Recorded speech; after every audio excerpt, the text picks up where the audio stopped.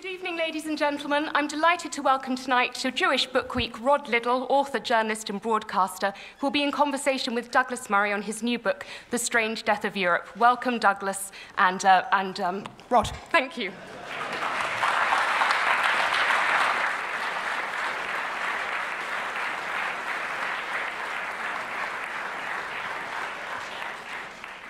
Hello, thanks a lot for coming. Thank you very much indeed for turning out tonight. And an enormous thanks as well to the organisers for giving me the honour and privilege of addressing the Jewish Book Week. Since being a young man, I have had only two real ambitions in my life. One was to turn a lesbian. The other was to become Jewish. I am now nearly 58, and I've messed up on both of those. There are some women I've been with who have subsequently made a journey in the other direction. But I think, at least with the Jewish Book Week, that this gets me about 25% of the way there already. You see, I'm getting the lingo, you see. In fact, one of the happiest moments of my youth was actually being accosted in the street by people from an organisation called Jews for Jesus, who actually did think I was Jewish. I told them to get thee hence. This evening is about Douglas Murray, though, and we will be discussing Douglas's latest book, his fourth, The Strange, The Strange Death of Europe, Immigration, Identity, and Islam. Douglas is either one of the country's most fearless and least credulous journalists, or a hate preacher of a similar kind to Anjem Choudary. Now, I tend to the former opinion, as does my wife, who delights in telling me that he is her favourite writer, and that she always turns to Douglas's column before she reads mine. So, as you can imagine, I also feel a great deal of personal warmth towards Murray. The business about hate preachers, and Anjem Choudary, incidentally, came from the Muslim Council of Britain, by the way. Douglas, of course, has been called a lot worse on many, many occasions. Whatever your opinion of the man, this book, his writings in general, and his work at the Henry Jackson Society have always challenged the easy and convenient liberal consensus on how we should deal with, firstly, immigration, but particularly Islamic immigration. He writes with enormous wit and from the basis of meticulous research. He is also a friend, so let's meet him. Douglas Murray.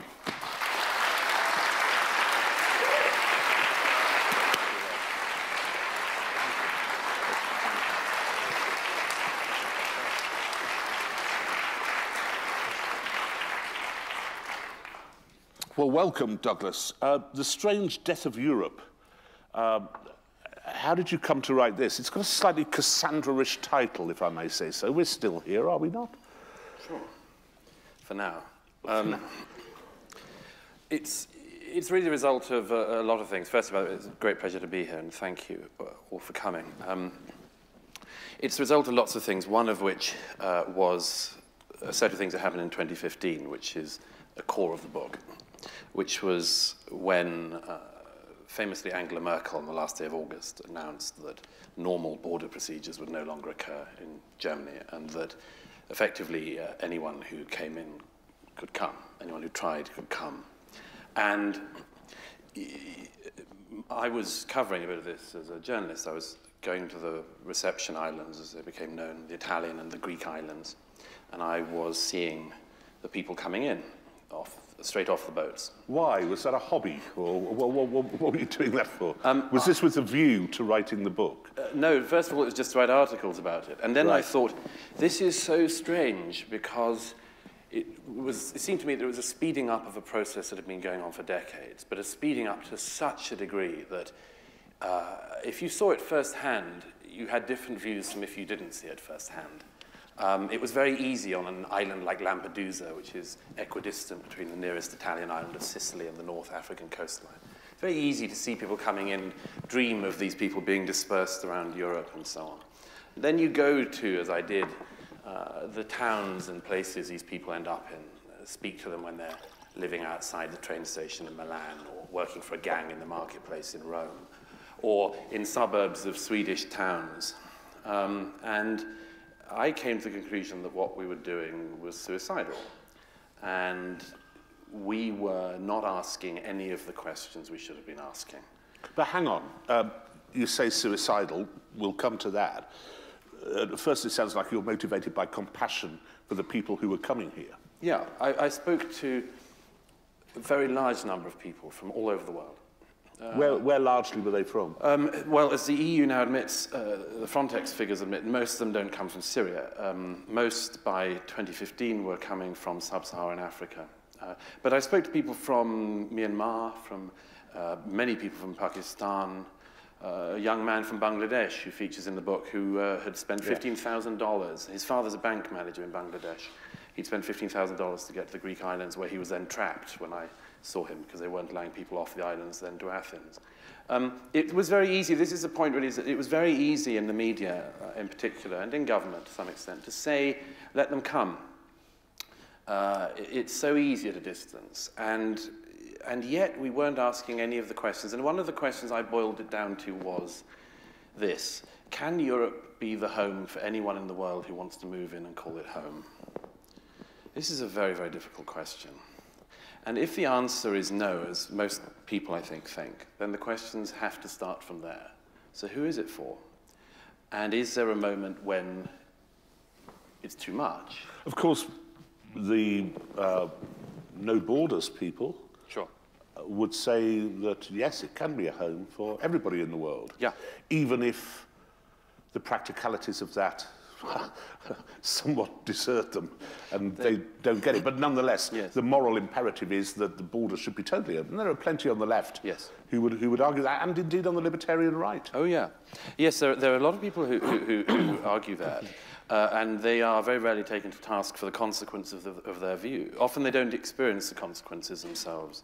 Although I give a set of examples in this of people in the Open Borders movement who actually did suffer the consequences. And there are some amazing stories of that, which I describe firsthand.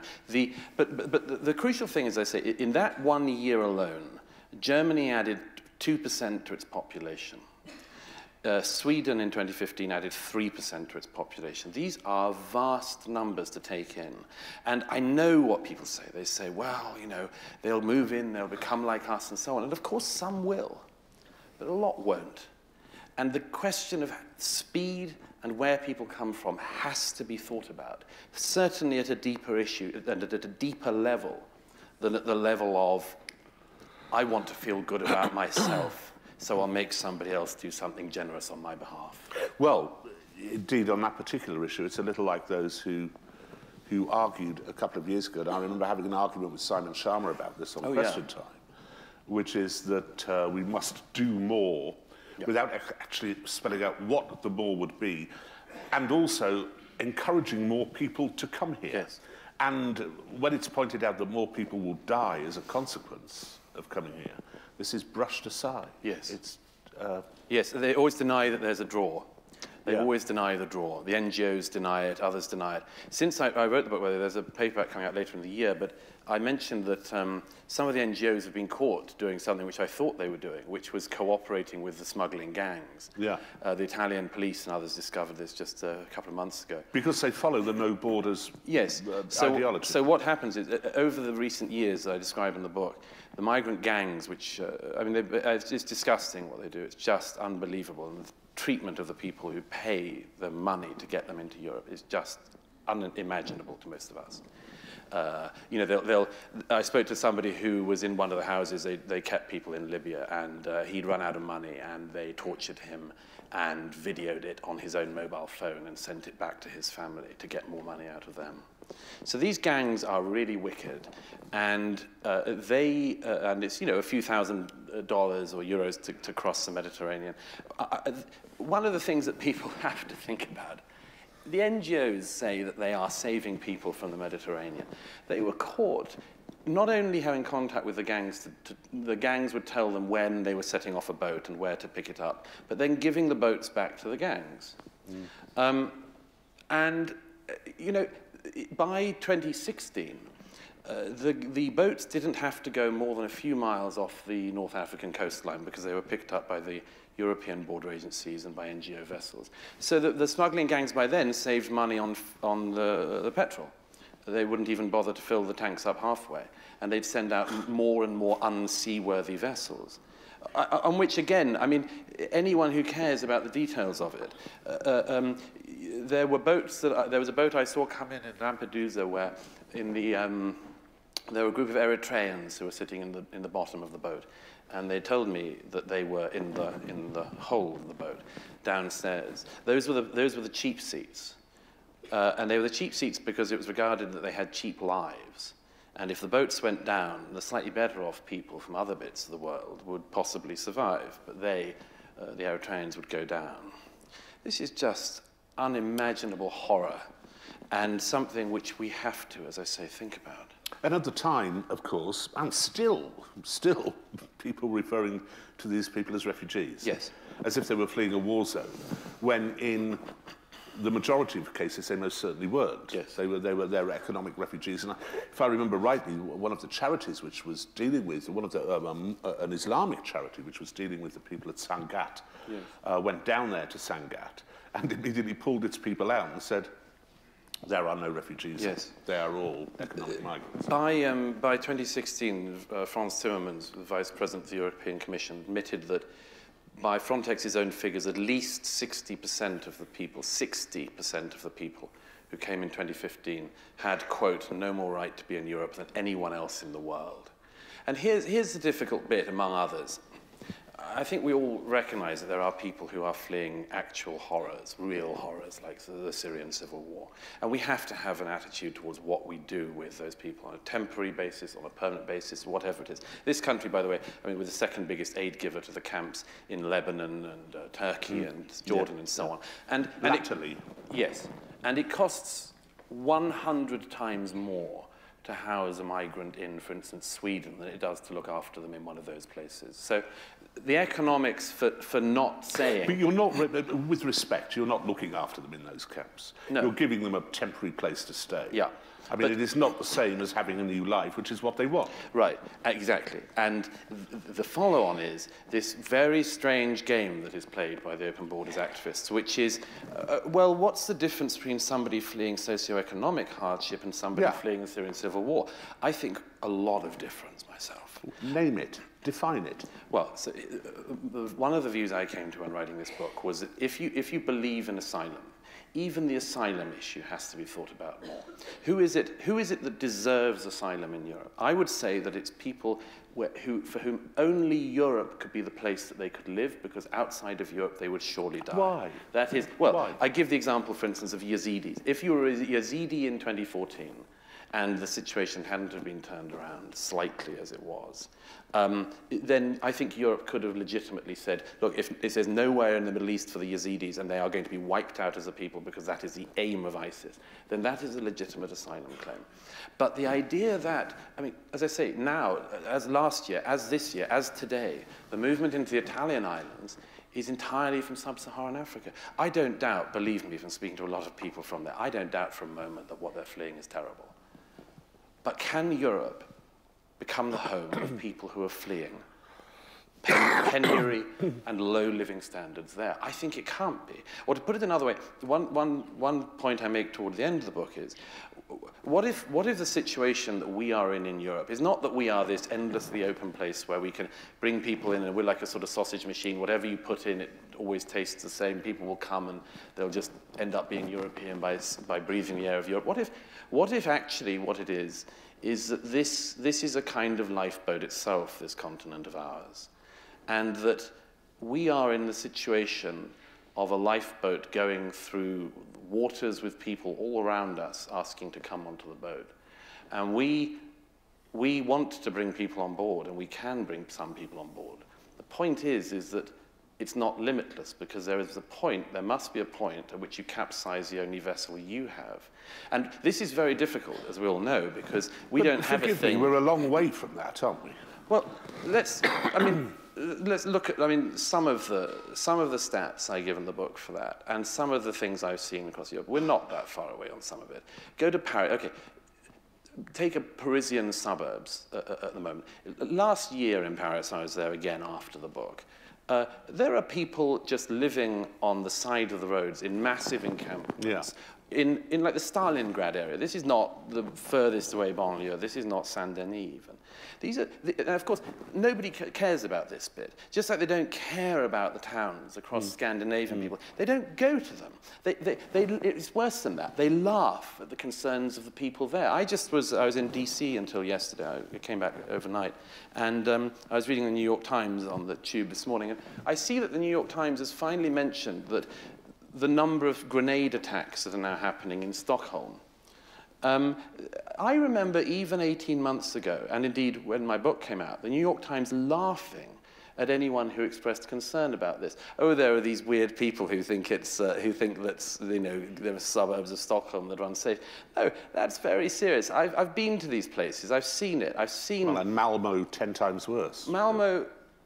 People think it's some kind of far-right, alt-right, imaginary. No, 4 years ago in Malmo, locals had to do walk a Jew to work day. Yeah. Okay? Yeah. They were walking Jews, the remaining Jews in Malmo. It used to have a thriving population. You can see how thriving it used to be from the cemetery, the Jewish cemetery there. And it's got about 800 Jews there now. Locals were walking the Jews to synagogue to make sure they weren't attacked. Now, in what world does that become normal or able to be laughed at? Or worse, this thing of, we won't even look at it. We won't even ask where it's coming from. And yet, a lot of the animus against the Jewish population of Malmo was sanctioned effectively by the Social Democratic Party leaders of the white Social Democratic Christian Party leaders. Yes. By the way, there's a brilliant young Kurdish demographer whose work I cite quite a bit in the book, who is in Sweden, and his work alerted me to this extraordinary thing that it's now provable in Sweden that people's attitudes towards diversity, people are more in favour of the diversity after they have left a diverse area to move to a monocultural area. Yes, indeed. Of course provable. They are. Of course they are. Two things. Firstly, you're talking about the death of Europe, the strange death of Europe, the suicide of Europe. Are we talking simply about numbers? No. It's two things. Well, look, let's deal with the numbers first, because I'm not sure you're right. Mm-hmm. I mean, if you look at our country, and I've had it said to me many times when I write quite stridently against immigration. I've noticed that. Thank you. Because I think, largely from the left, that I think it undercuts the wages of the poorest of us, and it's a hugely exploited labour market. Sure.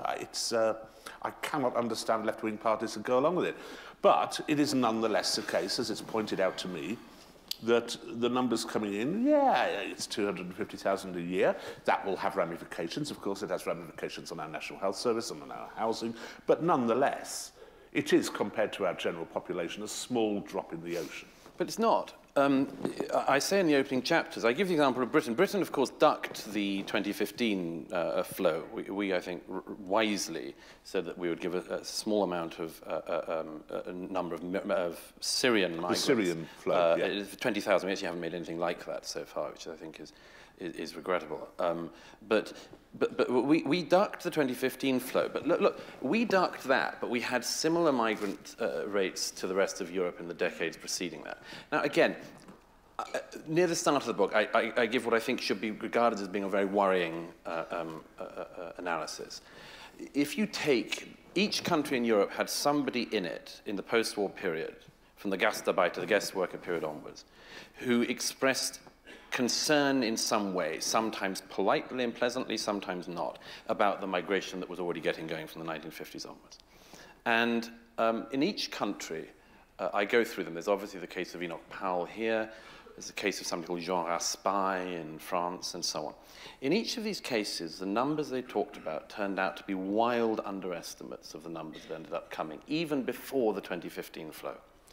So that, for instance, I mean, you know, let's get into it. I think this, by the way, as I say, the two things that are most important are numbers and identity.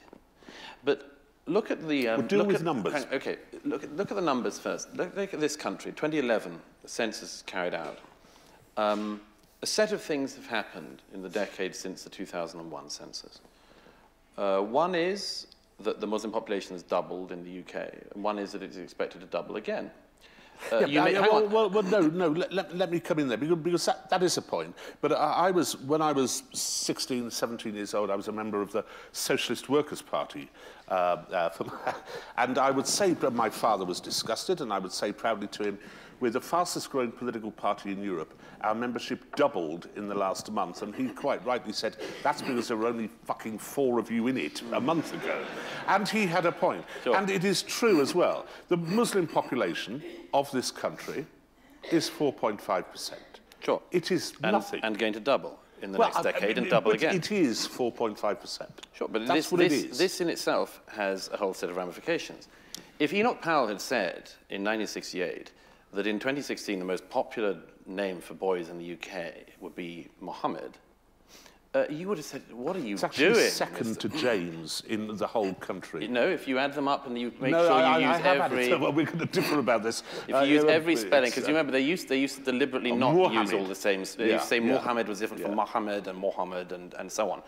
But anyhow, let me give you another example then. Yes, I mean, the 2011 census, there are 33 London boroughs. In 23 out of the 33 London boroughs, the census says that people who identify as white British, that's their identity, not mine, that white British are a minority in 23 out of 33 London boroughs. I go back to the point. If and a very small minority in many of them. Exactly. Yeah. So I go back to the point. If Enoch Powell had said in 1968 that in 2011, people who were white British would be a minority in London, people would have said, what are you doing? What are you claiming? You're a madman. But again, Douglas, with respect, Enoch Powell was speaking at a time when we had, and he might now agree, dead though he is, probably... Unarguably so. Unarguably so. I will cite him. Simon Hoggart, I think, used to say, use the word dead about people as an insult. Yes, that's right. The dead politician, Enoch Powell. Yeah. As if it was his fault. But Powell was talking at a time when we'd had African-Caribbean immigration from the 50s, which had caused some problems. Yeah. There had been riots in Notting Hill, etc., etc., and a great deal of racism as well attendant. But he was speaking particularly at a time when we had probably the most successful immigration this country has ever had, which was the immigration of Asian people from East Africa, from Kenya and Uganda. A hugely, with the exception, obviously, of Yasmin Alabaya Brown, a hugely successful. Well, so he didn't. None of the other stuff pertained. What the case of the Ugandan Asians is a very interesting one, not least because it was a one-off acceptance by this country. I think the right thing to do, obviously. But that one-off immigration, which is still talked about, by the era of the Blair government, was an average 6 weeks immigration. In other words, you were doing the Ugandan Asians immigration every 6 weeks. Now, again, I just think that for all sorts of reasons, some of which are perfectly legitimate, because there are some very unpleasant people out there are some legitimate reasons to be worried about this discussion, but there are also very, very many more reasons to be worried about it and to think about it at the very least. And here's another reason. We used to talk about this in terms of race. And then at some point I say it's in this country from the Satanic Verses affair onwards. Sure. In Holland, it's from the moment in 1990 when an imam on Dutch radio calls for the death of apostates. Yeah. Each country has a moment when it starts to think, maybe actually the racial element is not that important. Maybe it's about the ideologies. Well, I wanted to come to that, yes, because that is basically what your book is about. That is the real worry for you. It's less the actual numerical swamping than the cultural swamping. Sure. Yes, I mean, I think, again, I mean, this causes all sorts of problems to the left, and it's why I understand they want to shut it down. But take one... and you're talking about, let's be clear, I mean, it's about Islam. Yeah, we're not worried particularly about Buddhists coming here, No, are we? And until such a time as we had a serious problem with Buddhist extremism. Yeah. Which can occur, of course, but... Well, of course, yes. But of course it's that. I think it's I say in the book, it's the biggest values challenge, it's the most assertive, it's the most unapologetic. It's the only one that actually is willing to talk to people in the level of threat. I mean, what happens whenever you say anything about Islam or Muslim ideas? You're always told that you might be about to piss off 1.4 billion people. Okay. Well, imagine if they can be right, absolutely. But imagine if how many Jews are there in the world? What, probably 11 million, something like that. Is it right? About that. Imagine if every time somebody said something that was mildly annoying to one Jewish person, they said, "You're about to piss off, 11 million people worldwide." You would say, "You don't talk to me in that tone of voice. I'm not having that." And yet this is the tone which we're now expecting to be talked to in. Is it? Yes. And let me give you... I say stuff about Islam every week. Yeah, I know. I couldn't give a toss what people say. If I may say so, rather a rare breed in this regard, as in others. But I mean, here are the problems we're starting to walk into. Because nobody thought about this very deeply or very well, and because, as I say, for all sorts of reasons we wanted to have a very limited discussion about it, things keep on happening which just seem to surprise people. Like for what? instance, look at all opinion polls, social attitude surveys and everything. What is one of the things of the left of which you used to be a part? What is one of the biggest things? Individual rights, minority rights, absolutely, it's a very important thing. Where do Muslim communities, even in a country like Britain, stand on some of these things? It's not good. It's not good at all. 2 years ago, a poll finds that among British Muslims, there is 52% of them want to make being gay illegal now. Okay. So what do you do? What gives in that situation? Do the gays give in something? Do they accept that there'll be a higher level of intolerance towards them? Or do we say, look, the Muslims are kind of 4 decades or 1,400 years or something behind the rest of us, so we'll just have to wait and at some point they'll catch up? But two things. Firstly, they constitute 4.4% of the population. Secondly... At the moment, yes. Yeah. It's the Uncle Norman argument, and I would accept it described as that, but I have Muslim friends, not many. I grant you, not many. But I have Muslim friends, and they are impeccably liberal, more liberal than me on many social issues. Because I'm a social conservative, and there are things within Islam with which I think, the respect for the family, for example, and all that sort of, which I have some time for. You cannot, therefore, and this will be the complaint which is always levelled at you, and is levelled at you by the Muslim Council of Britain and others. You cannot castigate an entire group of people for the outrageous ideas of some of its members. And I know plenty of Christians who think similarly on the issue of gay rights. Absolutely, and I acknowledge that. I'm talking about what the crocodiles are closest to the boat at the moment. And let me give another example. The most obvious one is a security concern. Okay, I'm not smearing an entire community by raising this. But last year, when there were 3 attacks, one after the other, in this country, when the attack in Westminster, that was a British-born convert to Islam. The second is of a young man whose parents were given asylum because they were fleeing Gaddafi, and he was a member, the father of a Libyan Islamic fighting group, which was a jihadist group that was falling out with Gaddafi. So we gave him asylum in the 90s. His son, at the age of 22, blows up 22 young girls for going to an Ariana Grande concert in Manchester one night. And a few weeks later, it's a group of people, to my mind, none of whom should have been in this country. One man from Pakistan who claimed asylum in the 90s, another man who came in some years ago who pretended to be from Libya, who was actually from Morocco, was of a different name, different age, lied about everything, stayed here. Then he slashes a load of people's throats while shouting, "This is for Allah," on a Saturday night on London Bridge. This is on my mind, and I think it's on a lot of people's minds. And I resent the accusation that if one says should, for instance, those attackers, of course, what always happens after this is there's a bureaucratic political discussion. Theresa May says, you know, we've got to look at what the tech companies can do to sort of, you know, one of the London Bridge attackers was on a Channel 4 documentary a few years ago called My Brother the Jihadist. Okay. So actually all she needs to do is turn on the telly.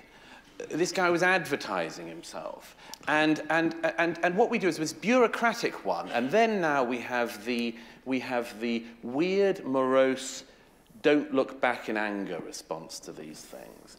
And I think, along with a lot of the public, resent this claim. Yeah, but that this stuff happens, that this stuff happens, and that we never talk about whether the people should even have been here, what we did wrong in our immigration, asylum, and identity policies to mean that they were here, what the stages are, that the whole game tilts. And this is an important point to make. In 2015, at the height of the migration crisis, in one night in Paris, 130 people are mown down with Kalashnikovs and blown up at a rock concert in the center of Paris. And the people who did it were French and Belgian born, but they had been going in and out of Europe using the migrant routes because they knew they could do it, and they were training in Syria to do this. Now, this is an interesting one. Angela Merkel, along with Juncker and others, remained quite quiet immediately after the Paris attacks. Why? Because they become aware of something which I am very, very worried about, which is that if we do not talk about this now, the whole thing can flip, and it flips in this way. So far, if you are one of the people in the political mainstream or in the journalistic mainstream who says, let them come, you've only got points to win. It's only you that looks good. What if at some point things like Paris in November 2015 become regular? And the public turn around to the politicians and say, you did this to us. You were so lax with our security, you didn't care about borders, you didn't care who was here, and now our children are dead. Well, what happens then? And that's what the politicians should be thinking about, among other things. Well, two things. Obviously, Europe's people seem to be taking that approach right now. Yes. Totally the vote in Italy was almost exclusively an anti-immigration vote. And then we have those countries in the centre of Europe, which are take a divergent view. Take a divergent view, yes. You know, from Austria, Hungary, the Czechia, Poland, and Slovakia. But I still come back to the essential point, which is that you can make those points. You can say, perhaps we did something wrong with our immigration policy. Perhaps fewer people should come in. Perhaps we should be more secure in the way we vet the people who do come in.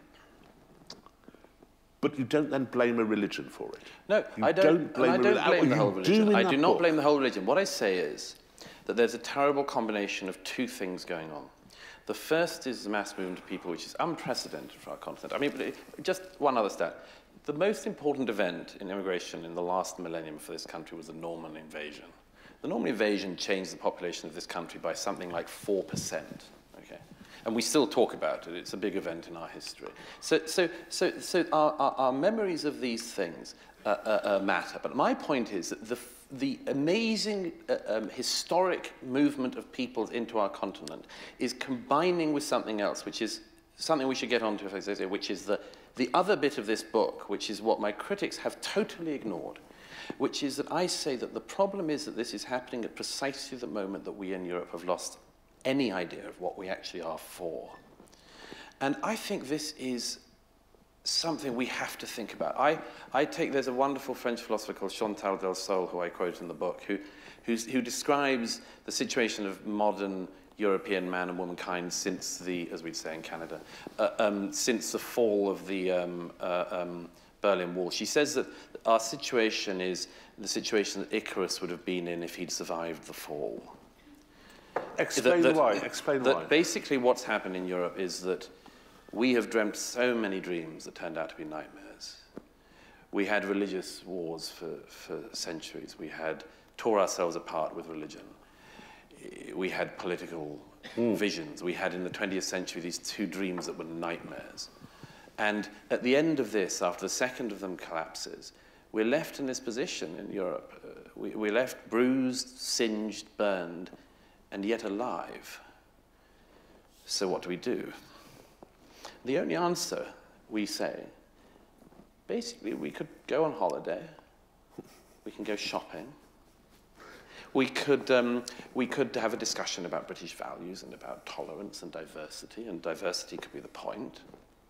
Diversity, the most abused word in the English language, I think, by now, I would have thought. But, yeah. Along with vulnerable. And vibrant, I find. Vibrant. Vibrant is... If you ever hear that a community is vibrant, vulnerable and diverse, you just know it's criminal. Yeah, yeah. But there we are. Run for the hills. Run for the hills. But this you're right. Is a serious challenge. It's also speaking a while ago, while I was researching another piece, to the American sociologist Charles Murray. Yes.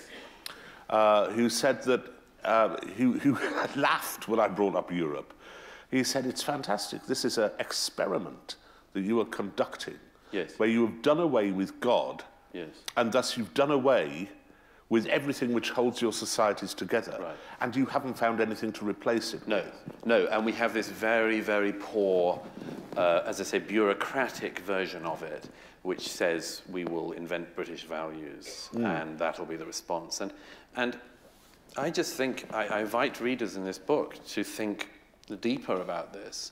And that's really, just to come back briefly to the Islam bit, that's why I'm worried about this, because I think a serious and robust, almost any serious and robust values challenge at this point in European history would have a very unusual advantage, because you are talking into a vacuum. And this applies obviously differently in different communities and in different religions, but this... Well, you could say it's just a liberal secularism, couldn't you? You could say it's simply that. A humanism, a secularism, it's... Absolutely, but here's something that is worth thinking about, and which I ponder in this book. What if this is a very unusual period to be in? What if the situation of liberal secular humanism turns out to be basically monogenerational? What if what we've enjoyed... Oh, I do hope so. But worry about what might come next. It seems already, and I'm sure there are a lot of people who recognize this, it seems from campuses and other things, you notice that actually perhaps the Enlightenment and the virtues of the Enlightenment and the values of the Enlightenment turned out not to have gone very deep or very wide. And they were held by a relatively small group of us in a relatively small continent with a relatively small number of people, and that it can change. And there's no reason that that's necessarily going to remain in place forever. It's not by act of God or man or government or bureaucracy that that's the case. It could all change. And this is why the Eastern European thing is so interesting to me. I traveled in Central and Eastern Europe a lot. And of course, their view on all of this is utterly different. They look at Western Europe and they say, we do not want to be like that. And I say at one point in the book, why is Eastern Europe different? And there's one thing in particular which I just wish people, instead of berating them as all being fascists and racists, just thought maybe they're onto something. And that's this. They remember several things. Not just going back some centuries to the Siege of Vienna and elsewhere, but they also remember the 20th century much better than other countries now do. And they remember that you don't get any time off from history, that you get utterly destroyed by one ideology. And before you've even come back above the surface to breathe, from another direction, it's all smashed up in an entirely different way. And so they know something. You think that's the root of the Central European I think they antipathy? have one thing which we have lost sight of, which is to be careful with your future, to think about your future, to not do grand experiments on the public that have not been tried before. We're not a petri dish you can just experiment in, because, again, it's the only thing we have. There's a moment in a novel which many of you will have read. Michael Houellebecq wrote this novel, Submission. Wonderful novel. It's a wonderful book. And at the end of this book, I write a bit about Houellebecq. There's one line some of you will know from Submission, where the character who's a young Jewish girl is having an affair with her older non-Jewish professor, described in torrid and rather great detail. It's Houellebecq. It's Houellebecq. And there's a moment, some of you will remember in that novel, where she is set in a sort of France in the 2020s. She says to her lover that she's making Aliyah, she's going to Israel. And he says, I made the realization that I don't have an Israel. And I think this is something, again, people here have to think about. Most Europeans don't have an Israel. We don't have an Israel. We don't have another option on this. No. If we screw this up, we've screwed up the only thing we have. So why not think about this more deeply? Why not be careful with this? Can I, before I hand over to the audience, because I'm sure there are a lot of people who want to ask you questions, I thoroughly enjoyed your book. I think it was a superb piece of work and needed to be said. My caveats were those which you have to do as devil's advocate, help us. But there is room for some degree of optimism, is there not? If you look at the voting patterns in Europe, in Italy, in Germany even, certainly in the Netherlands, and again in that tranche of Central European countries, which include Austria, which has its own very individual view of history, sure does. For many, many different reasons, that people are turning against everything which Merkel and the rest had planned for us all. Yes, but they may not listen to them. Every opinion poll for decades in Europe has shown the same thing, which is that people want the immigration to slow down at the very least. And if you look at every opinion poll in Europe and Western Europe, the public are asking the same thing all the time. And what do they get every time they vote? To say, slow it down. They get told they're fascists, they get told they're racists, they're xenophobes. What was the coverage of the Italian election in this country and in most of the international press? Fascism returns to Italy. If you had 35% youth unemployment in a country, and you've got 15% general unemployment, and you have hundreds of thousands of people landing on the shore all the time and fundamentally changing the society, can we not say to these people there is a legitimate way to say that we don't like this? Do they have to be either on board with the mass immigration of Merkel or they're Nazis? I think that we are creating this nightmare, which is that something so strange has happened. The publics, to take a boring right-left dichotomy, the publics keeps going to the right.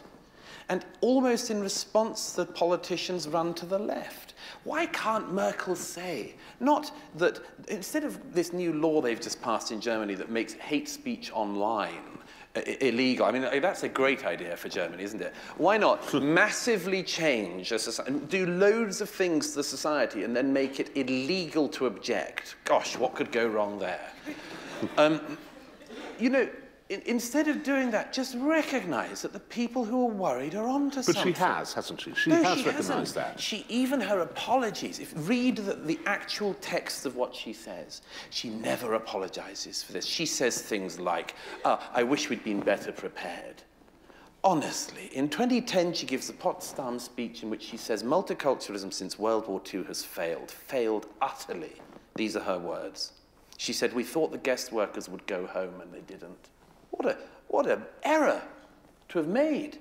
She says this in 2010, and then in 2015 she speeds the immigration up to a level it has never been at before.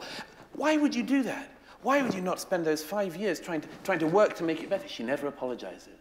It's a religion for her.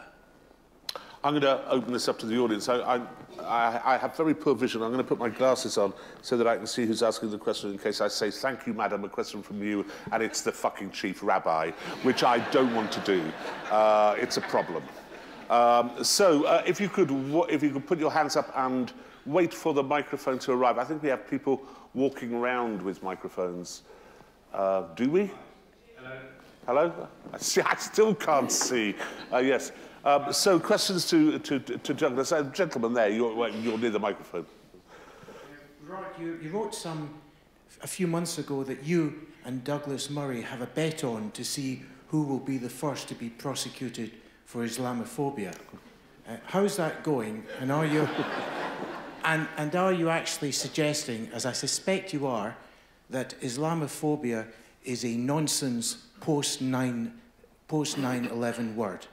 I think Islamophobia doesn't exist. I think my worry about Islam is not irrational and illogical, but it's based in a worry about Islam. I think it's a ludicrous word. I also don't have much time for the word homophobia either. I think these are constructs which we have built around ourselves in the last 20 years because we don't have very much else to cling to. I don't know how I would have thought Douglas is probably nosing ahead in the old Islamophone. But you've been doing sterling work. I've been doing all right. I've been, you know, the real test on this one, if I can say so, is this. Are you willing in a public space to say something that is critical of the Jewish God? Are you willing in a public space to say something that is critical of the Christian God? Are you willing in a public space to say something that is critical of the Muslim God? No, it's only the third that gets the problem. It's only the third that everyone dodges. I refuse which is to dodge why that. Islam exists, of course. Yes, because it is. Imagine the work we could do if we claimed that behind us were people with Kalashnikovs. No, but in fairness, it is the other way around, isn't it? That the Christian Church, and particularly the Anglican Church, has sustained itself and continues to sustain itself, even with that man in charge of it at the moment, by adapting. Yes. And by adapting to whatever society's morals may change towards. Whereas Islam has managed to preserve itself by sticking to its word, you might argue. Yes, you may well argue that. It works very well. The problem, to my mind, is this. I like Rod, I have a lot of colleagues and friends who are Muslim. They tend to be of the more liberal, reformist kind, you'll be unsurprised to hear. But here's the problem. Islam as a religion has all sorts of inherent inbuilt troubles, as every religion does. But we know the troubles in the religions that have been here. We're fairly aware of them. We know that if there's some like crazy pastor, you know, in America, he doesn't get any cover from the Christian churches. The Archbishop of Canterbury doesn't back some crazy pastor in, you know, Wyoming. It just doesn't happen. Now, so here's the problem we have. What if the thing with Islam is it doesn't reform? It can't reform. That is a tragedy for my Muslims. Or if its reform was 1979. Yes, if ISIS and Khomeini is the reform. Yes, that is the reform. The Reformation is ISIS. So if that's the case, look, this is a horrible thing throughout Islamic history. The reformers always end up getting killed. That's a tragedy for Islam. That's a tragedy for my Muslim friends. I don't want it to be our tragedy as well. So it seems to me this is like being outside a pub at last orders, seeing two men in a fight, and then deciding to throw yourself into the middle of it and say, your fight is my fight. That's happened to me quite a lot. Anyway, we'll another question, please. If we can come down here. Oh, sorry. Gentleman at the back first, and then down here. Hi, sorry, yeah. Fantastic book, by the way. I wanted to ask about... Sorry, I'm here. I wanted to ask about whether you had any ideas on the current Conservative Party and what they could do. I'm worried that they're moving quite far to the left, and not just Mrs May, but in the future, what kind of policies they could adopt. Gosh, you're asking the wrong person, probably, because this book has nothing to do with, obviously, Brexit or anything like that that's going on. And I watch the Conservative Party, like all political parties here, with a mixture of awe and horror. As a floating voter, my own view is that in this country there's something very strange, which is the political class is entirely held hostage to the rhetoric and opinions of the far left. And whereas on the continent there's been enough flexibility within the political system to, for instance, throw up sometimes ugly anti-immigration parties, which then parts of the mainstream, as in Holland, pull in the respectable bit of it and keep out the unrespectable bit. In this country, we're sort of the most politically correct one of all in our politics. And whenever the Conservative Party does try to do anything in this, it marks it up with amazing skill in new ways you hadn't imagined. It is remarkable the degree to which it's been captured by a liberal social agenda, just as Gramsci would have predicted. Yes, but here's the thing, as both you and I know from television studios, they're basically in a situation, you know, in Chekhov plays, and it's always said that if there's a gun on stage, it's got to go off by the end. They're in this situation all the time, as you and I are. If I go into a studio, the Conservative Party have a representative in the studio, the gun is pointed in one direction and it's got to go off at some point. So what is the point of any MP appearing on any political opinion program these days? It's to survive. And to win is to be able to implausibly or otherwise accuse your opponent of either racism, fascism, xenophobia, misogyny, homophobia. You can see it in their eyes. They're just desperate for Rod or me to say something really racist. You know, and we're not going to, because we're not. And they think the same thing with the Conservative Party. And if they can't get them to say anything racist, they want you to say something that they can claim is anti-women or anti-gay or something. It goes on and on and on. This is the political discussion we have in this country. It is. It is. It is. It's terrifying, sorry. Yes, another question. Oh, sorry, sir, you next. Could we have some women or transgendered people asking questions? Or somebody who's fluid would be good. Or amputees. Sorry. Yeah, we understand what the problem is. What would your solution to this problem be, then? Good question, Good madam. question. Thank you. I say at the end of the book, I give two scenarios. One fairly detailed of what you could do even now to address this. On the general point, the obvious thing is to do what the public want, which is to massively slow down the flow. Massively slow it down. Recognize that we're not doing a very good job of integration as it stands, and that therefore it's unwise to keep on doing a bad job at these levels. So that is the thing which everything starts from. After that, there's a whole set of things, but one very specific thing I say is, just make sure you choose your allies and friends wisely. Let me give you an example. Somebody I know a little bit in Germany called Hamid Abdul Samad. He's a refugee, he's a German, and he now goes everywhere with German state security protection. Why? Because he talks and calls out the extremists that he sees in the mosques in Berlin. He's horrified to have got to Germany and to found this going on in Germany. Back him. Don't back the people doing the sermons who are bad. Ayaan Hirsi Ali is a dear friend, and I write about it a little bit in the book. The fact that Ayaan Hirsi Ali ended up having to leave the Netherlands. Yes. She believed in the Enlightenment more than Holland now does. She left. No, it shouldn't have been her who left. It should have been the people who were trying to kill her. It should have been the people who called for her murder. They should have been the ones who left. Yeah, yeah.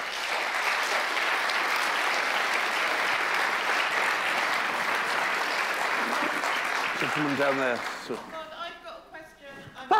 Sorry. I'm a woman. I'm a And we also should after have this a gentleman gallery. here, and then I'll come straight to you. We should have a gallery, Thank you. exactly. Very big. Sorry, I thought it would was like a the voice from ladies above. first. I didn't. Being French, I would like the ladies first, if you don't good All mind. right. What politeness we have here. Your question. Hi, Douglas, I think your writing is wonderful and that you are wonderful, obviously. Very kind. Right, that's enough. No, go on, go on. So, basically, my boyfriend has read your book. He lives in Germany and he is very worried about a lot of the stuff. And he wanted me to ask you, number one, what is going to happen with the ghastly Jeremy Corbyn?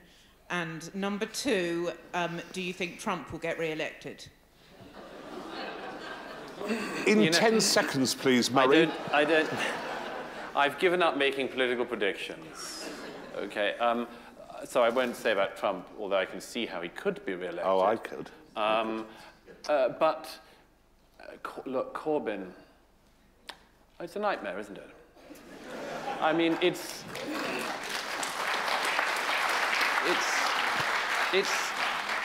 Why is it a nightmare? Why is it? So, look, I have a sectional interest on this, particularly to do with Northern Ireland. I really resent that. I really resent the rewriting of history. That man, Yes. for decades, supported people who were slaughtering Yes. British citizens and our soldiers. and he pays no political price for this. He Right, gets to rewrite. No, he gets pays to no political rewrite price for a lot of himself things, as Douglas. a peacekeeper.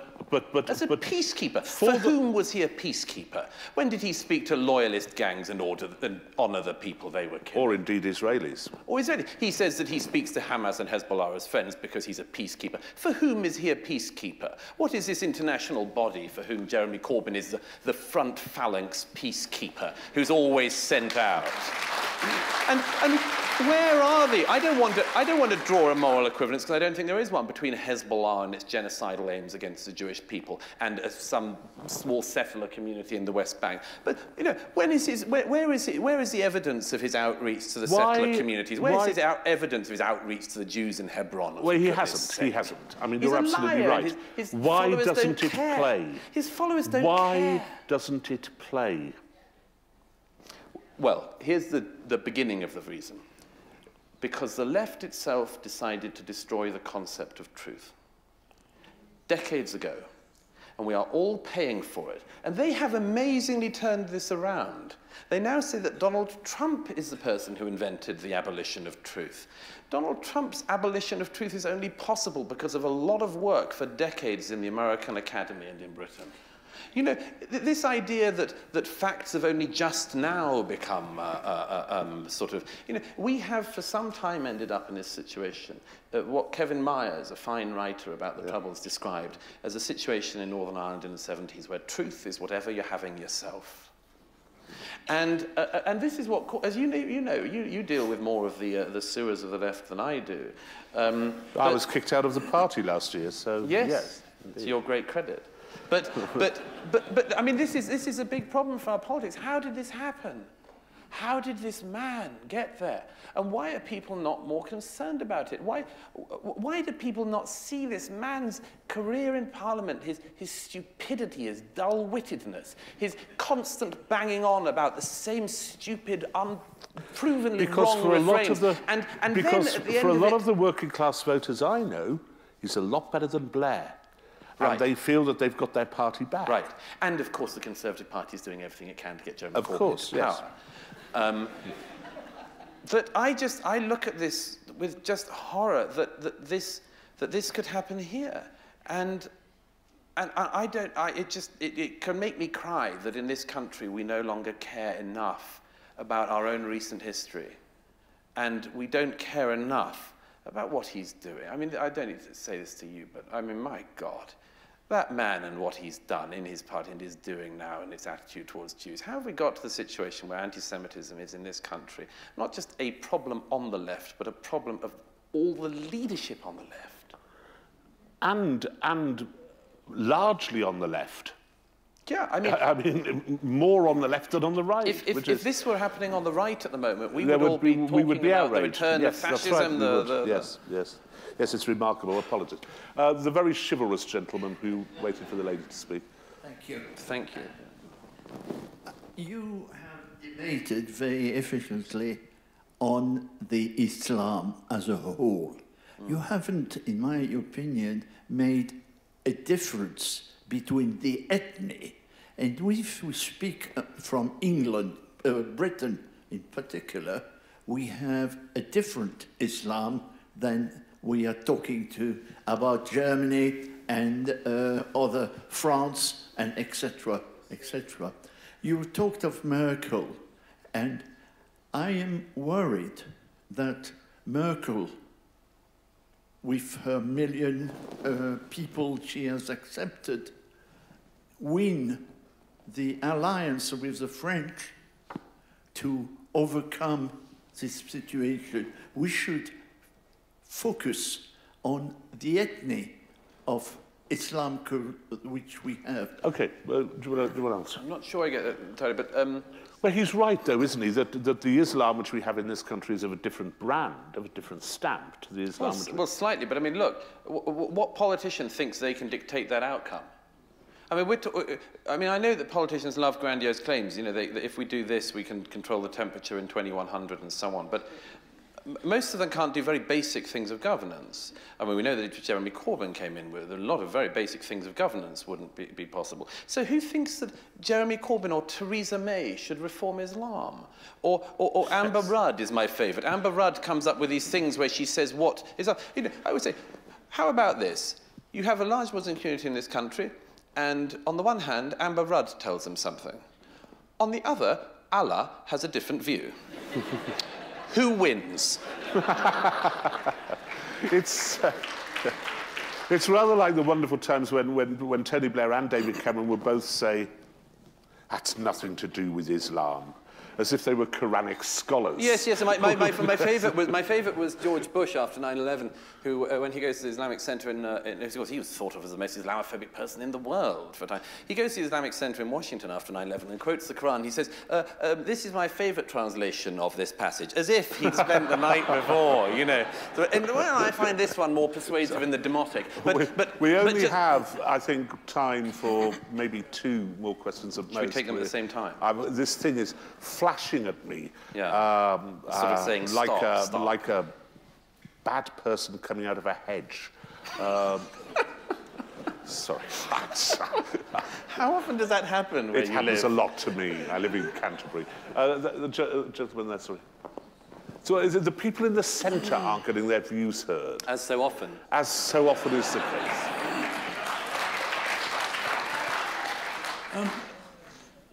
I'm surprised that so much anti-Semitism going on at university campuses, but even what you might call the higher brow newspapers, such as the Times, for which you write, hardly report on these things. Yeah.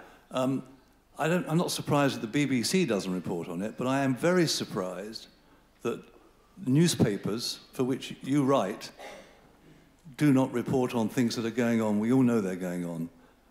And it seems to me until we do that, then a lot of the stuff you're talking about at the moment is just going to fly off into the stratosphere if the top newspapers don't write about it.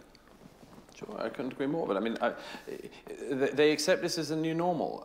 Some years ago, there was a man from Hezbollah who came to this country who, among other things beforehand, had said that even a 2-year-old Israeli child was a legitimate target for murder. I remember calling up a journalist who I knew and saying, you know, you've got to report on this. He said, what's he said? I said, even a 2-year-old Israeli. He said, have you got anything better?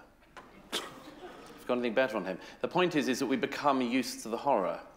And our expectation of what meets our new standard and our new bar is getting ever, ever lower. And one more, he said very quickly. Go on, make it a good one from someone. No, I'm sorry, I can't. A man just appeared there and went like that to me. So either ISIS have turned up, or I'm being told... What? By the way, on a happy note, a gentleman there in France would know this. One of my main opponents in recent years on some of these things, I think Melanie Phillips is in the audience who knows this well, but one of my main opponents in recent years on all these business has been Tariq Ramadan. And you know he's a Muslim, don't you? If there's one good piece of news about him, he is currently in a French jail. So I warn my other critics to watch out. This is... Thank you, Douglas. Thank you all so much, and sorry if you didn't have a chance to ask your questions. Douglas is going to be signing many, many copies of his book, so you could ask them then. But could I say thank you as well? Well, indeed, please do. It's a great pleasure to be here. I haven't been to Jewish Book Week for a few years, but I've always had very happy memories of it when I've been in the audience, and it's a huge honour to be here. I'm very pleased to have your time and for so many of you to turn out. And in another breakout room, I hear. So to all the people in the breakout room as well, thank you. Oh, yes, yes, thank you. Thank you very much. Thank you. Here you go.